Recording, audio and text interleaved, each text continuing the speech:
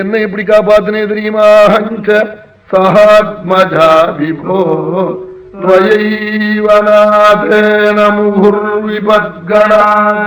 அப்போதைக்கப்போது என்ன வந்து ரட்சிச்சே ஒரு ஆபத்திலையும். என் குழந்தைகளோட ரட்சிச்சே, உங்க அம்மாவை குழந்தைகளோட ரட்சிக்கல. 6 குழந்தைய கம்சன் கொன்னான், அப்புறம் தான் அம்மாவை ரட்சிச்சே சொல்லிவிட்டு எந்தெந்த ஆபத்துல ரட்சிச்சேன்னு ஒரு லிஸ்ட் ஒண்ணு படிக்கிறாள். ஆமா, பகவான் ரட்சிச்ச இந்த ஆபத்காலத்துல நீ வந்து ரட்சிச்சேங்கிறாள். அப்படி யாராவது சொல்லுவாளா? விஷமாஞ்ச தசாம் பிராப்தா தெய்வம் நிந்ததி மூடதி. கஷ்டம் வந்தா தெய்வத்தை வையவனா? தாம் பண்ணின தப்பான கர்மாவை நினைக்க மாட்டானா? அவன் ஏதாவது ஒரு பெரிய ஜெயம் கிடைச்சு விட்டானா என் புத்தி பலத்தினால கிடைச்சதுன்னு சொல்லுவானா மூடனா இருக்கிறவன்? குந்தி சொல்றாள், ஆபத்து என் கர்மாவனால வந்து ரட்சிச்சது நீங்கிறாள். எந்தெந்த சமயத்துல ரட்சிச்சே தெரியுமோ? விஷாத்து மகாக்னே புருஷாதர்ஷனாதி ரசத்சபாயா வனவாசகிருச்ரதः மிருதே மிருதே மேகமஹாரதாத்ரதः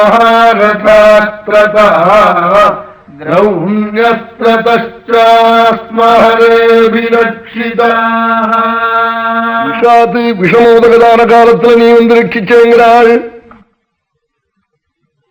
பாண்டவாள் குழந்தைகளா இருக்கிற போது துரியோதனன் பாண்டவாளுடைய பலத்தை பார்த்து சங்கப்பட்டு அப்பாட்ட போய் சொன்னான், கண் தெரியாத பிதாட்ட ரகசியமா, நான் இப்ப மைனரா இருக்கிற போதே எனக்கு பட்டாபிஷேகம் நீங்க பண்ணிவிடுங்க, நீங்களா பார்த்து மேஜராத்துக்கு முன்னாடி பண்ணலாம், அப்புறம்னா பாண்டவாள் எனக்கு விடமாட்டாள், உங்களுக்கு அப்புறம் எனக்கு ஒன்றும் கிடைக்காதுன்னு போய் அழுதான்.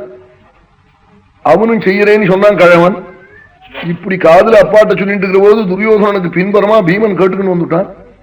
துரியோதனான்னு வெட்டி இருந்து கூப்பிட்டான். வந்தான்.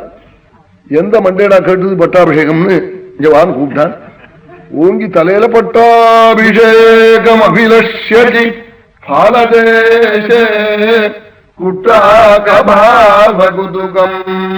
குருதே ஸ்ம பீமா. அனந்தபட்டன் ஒரு கவி பாரத சரித்திரம் எழுதினவன் நெருக்குன்னு குட்டி விட்டான். அப்படியே கிருகிருத்து விழுந்துட்டான் துரியோதனன் கீழே. அதுல இருந்து அவனுக்கு பீமன் இடத்துல பரமத்வேஷம். இவனை ஏதாவது பண்ணி பண்ணணும்னு நினைச்சான். அதுக்காக என்ன பண்ணினான் வியாச பாரதத்துல நிலா சாப்பாடு குழந்தைகளுக்கு மட்டும் கங்கா தீரத்திலேன்னு ஒரு ஏற்பாடு பண்ணினான். பிரிவா வரப்படாதுன்னு விட்டான். ஏராளமான லட்சக்கணக்கான குழந்தைகள் வந்திருக்கு.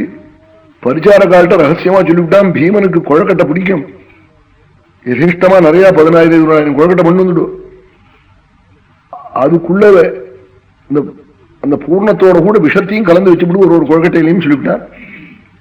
தங்க பிளேட்ல வச்சு பீமனுக்கு தனியா உபச்சாரம். அவன் அத்தியாதர சங்கனியான முத்ராராட்சத்திலே சந்திரதாசனே சாணக்கியம் கூப்பிட்டு வாருங்கோ வாருங்கோ உட்காருங்கோ ஆசனத்திலே. நானா என்னமோ இன்னைக்கு ரொம்ப உபச்சாரம் பண்றான், என்னமோ இவன் நமக்கு வெடி வச்சிருக்கான்னு சந்திரதாசன். என்ன அவன் அப்படி ஒத்துரையும் சொல்ல மாட்டான், தலையை கூட அசைக்க மாட்டான் சாணக்கியன்.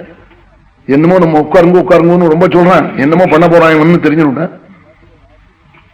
என்ன உங்க ஆத்துல ராட்சசனை பத்தி உனக்கு ஏதாவது தெரியுமான்னு கேட்டானவன். ராட்சசன் மந்திரி. எனக்கு தெரியாதே, என்ன உனக்கு தெரியும்னு வெளியாயிருக்கு. வெளியாயிருந்தா தப்பா இருக்கலாம் அந்த பிரச்சாரம்னா. ராட்சசனுடைய குடும்ப பத்னி குழந்தைகள்லாம் உங்க வீட்டுல இருக்காமே சாணக்கியம் கேட்டான் இந்த சந்தனதாசனே. இல்லேன்னு சொன்னான்.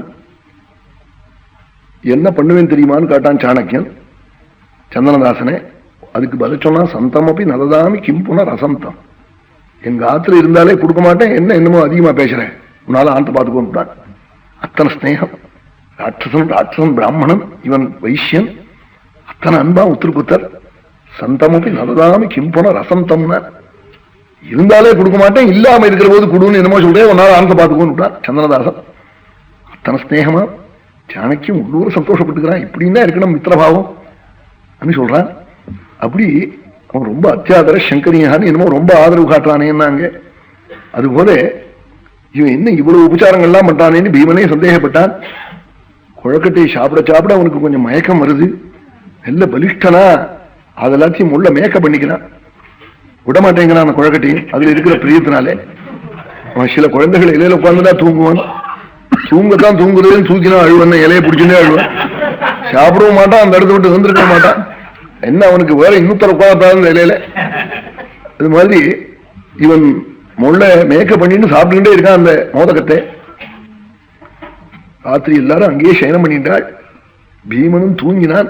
என்ன இத்தனை விஷத்தை சாப்பிட்டு தூங்குறானேன்னு உப்த்வா கங்காம் லதா பாஷை க்ஷிப்த்வா பிராட்சிபத் பிரபு. கயிறுகளெல்லாம் போட்டு கட்டி, ஓனாங்குடி எல்லாம் போட்டு கட்டி கங்கையில பிரட்டி விட்டானான் தூங்குற போது.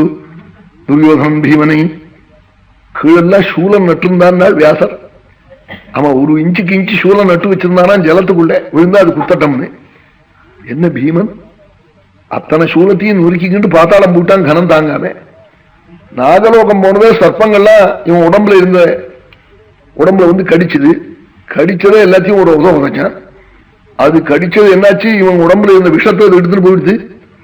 அதுல பல பாம்பு போயிடுத்து. இவன் உதைச்ச உதையில நாகராஜாட்ட போய் சொல்லிட்டு அப்புறம் பார்த்து பீமன்னா நமக்கெல்லாம் அன்னதானம் பண்ற வாயுவனுடைய பிள்ளைன்னா அந்த பீமனை வச்சு வந்து உபச்சாரம் பண்ணி அங்க அமிர்த குண்டத்துல பிராசனம் பண்ணி வச்சு ஒரு குண்டம் இருக்கான். அது 30 வருஷம் 40 வருஷம் அதுல இருக்கிற அமிர்தத்தை சாப்பிடுவாளா. அங்க இருக்கிற லட்சக்கணக்கான பேர்கள். ஒரு 7-8 குண்டத்தை ஒரு நிமிஷத்துல பீமன் உறிஞ்சு விட்டானாங்க. அந்த அமிர்த குண்டத்தை பிராசனம் பண்ணி விட்டான்ங்கிறாள். அப்படி பண்ணி 8 நாள் அங்க சுகமா வசிச்சான். இங்க காலையில இந்த விருந்துக்கு வந்த குழந்தைகள்லாம் பீமனை தேடிவிட்டு தர்மபுத்திராதிகள்லாம் ஆத்துல போய் அம்மா பீமன் வந்தானோன்னு காட்டாள். எல்லாம் சின்ன குழந்தைகள். அப்பா உன்னோட தானே அனுப்பிச்சேன், என்ன கேட்கறையே நாள் குந்தி. ராத்திரி அம்மா மூளைக்கு மூளை படுத்துக்கிட்டோம் ஆகாரம் பண்ணிவிட்டு. பீமன் ஒரு பக்கத்துல இருந்தா நான் பார்க்கல, முன்னாடி வந்திருப்பேன்னு நினைச்சுன்னு வந்தேன் நாள். இப்படி குழந்தைய விடலாமாடான்னு காட்டாள். உடனே துரியோசனை போய் காட்டாள் குந்தி. பீமன் வந்தியே நீ பாத்தியோன்னு. இந்த பெரிய கூட்டத்துல உன் பிள்ளையை தாண்டி நான் பார்த்துட்டு இருந்தேங்கிறான். அவன் சொல்லுவான், ஆமா பிரதிவாதியை வந்து என்னைக்கு இறங்கி போட்டிருக்குன்னு வாதி காட்டா சொல்லுவான. அவனை போய் காட்டா இப்படி சொல்றான். விதுர கூட்டு அழுதாள். என்னமோ பண்ணிவிட்டான்னு நினைக்கிறேன் என் குழந்தையே, எனக்கு பயமா இருக்குன்னாள். அதுக்கு விதுரர் சொன்னார் அந்த ராஜ நீதியே பாரதத்துல, அம்மா ஒரு ரகசியம் சொல்றேன் கேளு. அவன் எப்ப பயந்து ரகசியமா பண்ணிருக்கானோ அதை வந்து நீ நன்னா தெரிய முடியா சொல்லாது. சொன்னேன்னா இன்னும் தைரியமா தப்பு பண்ண ஆரம்பிச்சு விடுவான். அவன் எப்ப பயந்துன்னு தானே பண்ணான். இப்ப தப்பு பண்றவெல்லாம் கூட பயந்துன்னு தான் பண்றான். செவத்துல எழுதுறவங்க கூட ராத்திரியில எழுதுறான், பால்ல எழுதல. அதை போய் நான் இனிமே குழந்தைட்டு இருப்பானே. அதனால அதை பத்தி பேசாதே விட்டாள். ஒண்ணு தெரியும் எனக்கு இருந்தாள், பகவானும் தர்மமும் உங்க பங்குல இருக்கு, கைவிடாது குழந்தைய. சத்தியசர்மாபிரக்தானாம் நாஸ்தி மிருத்யுகிருதம் பயம் நாள் விபீஷணன். ஒண்ணு எனக்கு தெரியும் நாள், சத்தியமும் தர்மமும் இருக்கு என் பிரபு ராமனிடத்துல. ஆகினால சுவாமி வந்திருந்து விடுவாள் இந்த பிரம்மாஸ்திரத்துல இருந்துன்னு என்னுடைய நம்பிக்கை. இன்னும் அழுதுபடி சொன்னான் விபீஷணன். கடைசியில இப்படி சொன்னார் விதுரர். விதுரர் இது மாதிரி சொன்னார். குந்தி உடனே 4 குழந்தைகளையும் கையில பிடிச்சிருந்து காடெல்லாம் கட்டினாலாம். பீமேதி பீமேதி சதா வதந்தி வனானி சர்வாணி ததா ஜலந்தி. பீமா பீமா பீமான்னு காடெல்லாம் கத்தினாலாம் 8 நாளைக்கு. என்னே கேட்கல. 9ஆம் நாள் ஆத்துக்கு வந்தாலாம். இனிமே ஏதாவது குழந்தைக்கு பரலோகத்துக்கு பிரியங்கரமான கர்மாவை பண்ணணும்னு ஆத்துல வந்து கதறின பிறகுதான் பாண்டவாளுக்கு புரிஞ்சுதான் பீமனுக்கு ஏதோ ஆபத்து வந்துடுச்சுன்னு தர்மபுத்திராதிகளுக்கு. குழந்தைகள்லாம் கதறது. நாகராஜா இன்னைக்கு 9ஆம் நாள் எதையா பண்ணிவிட போறாளேன்னு பல்லக்கில் வச்சு புஷ்ப மாலை போட்டு பீதாம்பரங்கள்லாம் போத்தி இங்க அனுப்பிச்சு விட்டாள். குந்திட்ட கொண்டு போய் உபிச்சு ஒரு சிட்டு வாங்கிட்டு வரணும்னு விட்டாள். அங்கிருந்து நாகங்கள் கொண்டு இங்க வச்சு குந்தியினுடைய கிரகத்துல கொண்டு விட்டாள் பீமனே. அப்ப அம்மானு கூப்பிட்டு வந்தானாம் பீமன். என்னவா இருந்திருக்கும் இது, புள்ள குட்டி விட்டவாளுக்கு தெரியும் விட்டாள். குந்தி பட்ட ஆனந்தம் எல்லாம் பகவத் பிரசாதமா. குந்தி அதைத்தான் சொல்றாள். இந்த விஷமோதக தான காலத்திலே என் குழந்தைய 9ஆம் நாள் கொண்டு விட்டையே உயிரோட, எல்லாம் உன் அனுகிரகம்ங்கிறாள்.